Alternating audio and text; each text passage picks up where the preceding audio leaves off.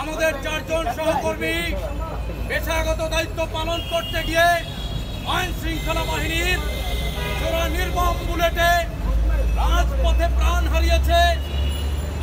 শত শত সাংবাদিক সারা দেশে আহত হয়ে মৃত্যুর সাথে পাঞ্জা লড়ছে, হাসপাতালের বিছানায় কাঁপছে। আজকে এই নির্মম পরিণতির জন্য এবং আমাদের 4 সহকর্মীর হত্যার দায় কোনোভাবেই আইন শৃঙ্খলা বাহিনী এবং সরকার এড়াতে পারে না।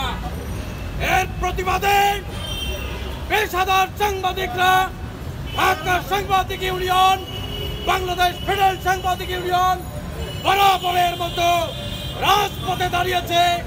এর প্রতিবাদে আজকের এই প্রতিবাদ সমাবেশে সভাপতিত্ব করছেন বাংলাদেশ ফেডারেল সাংবাদিক ইউনিয়নের সভাপতি বীর মুক্তিযোদ্ধা জনাব রুহুল আমিন গাজী।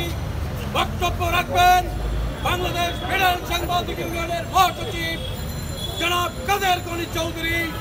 বক্তব্য রাখবেন ঢাকা সাংবাদিক ইউনিয়নের সভাপতি জনাব শহীদুল ইসলাম, সাধারণ সম্পাদক জনাব খুরশিদ আলম সহ সিনিয়র সাংবাদিক নেতৃবৃন্দ।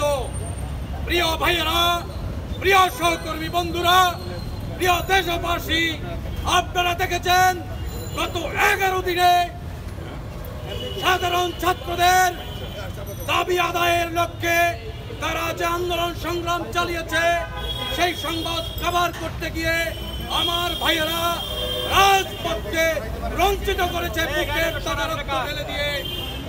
আমরা সংবাদকর্মী হিসেবে চুপ করে বসে থাকতে পারি না।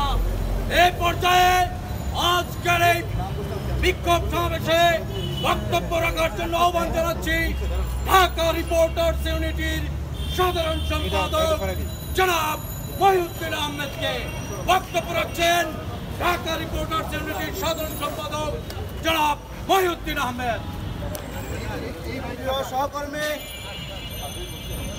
আজকে আমরা